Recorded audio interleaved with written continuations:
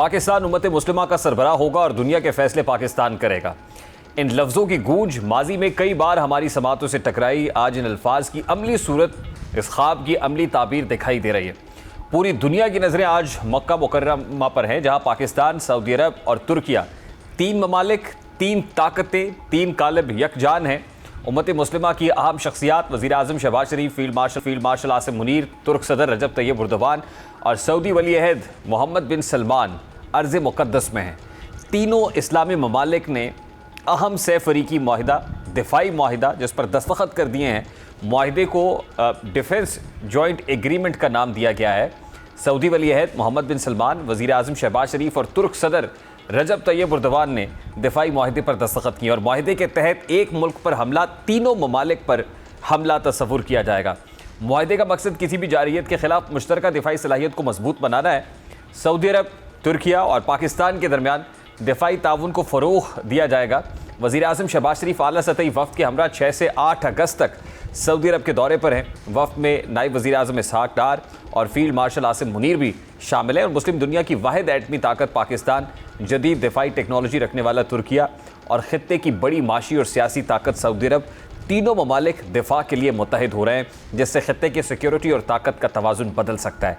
ये तीन ममालिक के दरमियान एक मुआहिदा ही नहीं, मुस्लिम दुनिया के नए दिफाई इत्तेहाद की बुनियाद भी है। ये मुआहिदा महज एक और सिफारती दस्तावेज़ नहीं, बल्कि बदलते हुए मशरिक़ वस्ता में एक नई दिफाई सफ़बंदी का आगाज़ होगा। ज़रा तसव्वुर कीजिए कि एक तरफ पाकिस्तान, मुस्लिम दुनिया की वाहिद जौहरी ताकत, एक ऐसी फ़ौजी क़ुव्वत जिसका सऊदी अरब के साथ कई दहाइयों पर मुहित दिफाई ताउन पहले से मौजूद है। दूसरी जानिब सऊदी अरब दुनिया की सबसे अहम ताकतों में से एक।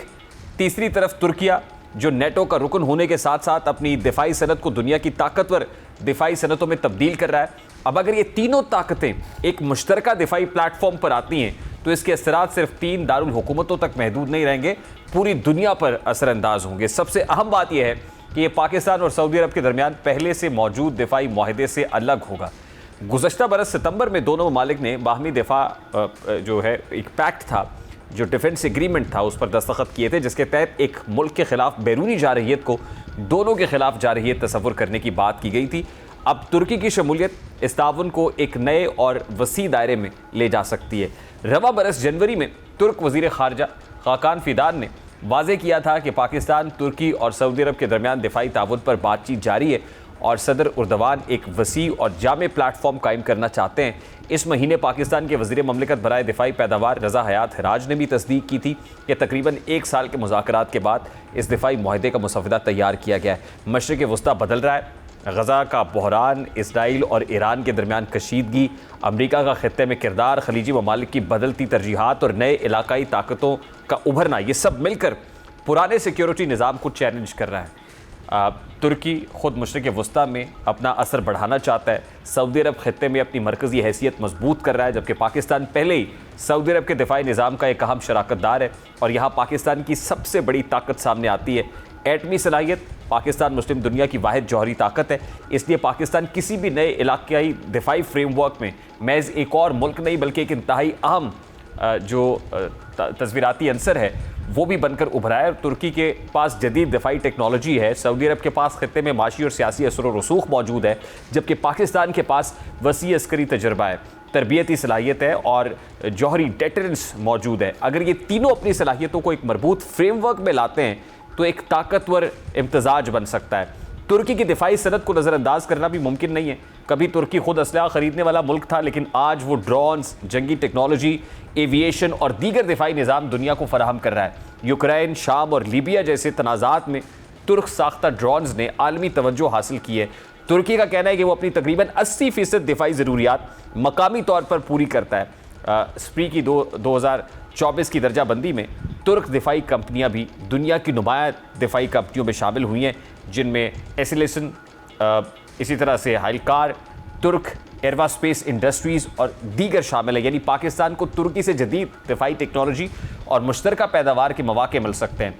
तुर्की को पाकिस्तान की अस्करी सलाहियत और ख़ित्ते में इसकी स्ट्रेटेजिक अहमियत का फ़ायदा हो सकता है, जबकि सऊदी अरब तीनों के दरमियान एक ताकतवर माशी और जोग्राफियाई मरकज़ बन सकता है। और ये सब कुछ एक ऐसे मौके पर हो रहा है जिस वक्त ईरान यूएस कॉन्फ्लिक्ट सामने है।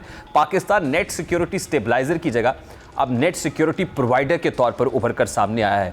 ज़ाहिर है पाकिस्तान को गुज़श्ता बरस मई में जो एक अचीवमेंट मिली हमसाया मुल्क भारत के ख़िलाफ़ जंग की सूरत में, उसने पाकिस्तान को डिप्लोमेटिक फ्रंट के ऊपर भी और सिक्योरिटी फ्रंट के ऊपर भी इतना तवाना और इतना ताकतवर किया है कि आज वो नेट सिक्योरिटी स्टेबलाइज़र से नेट सिक्योरिटी प्रोवाइडर के तौर पर सामने आ रहा है। इससे पहले सऊदी अरब के साथ ये जो दिफाई पैक्ट है वो भी असल में मई 2025 के उसी अचीवमेंट का जो है वो समर था कि अल्टीमेटली सऊदी अरब पाकिस्तान के साथ दिफाई पैक्ट कर रहा था। और अब तुर्किया का इसके अंदर शामिल हो जाना इसको ट्राइलेटरल एग्रीमेंट को मज़ीद मजबूत करता है, इस शराकतदारी को मज़ीद तवाना करता है।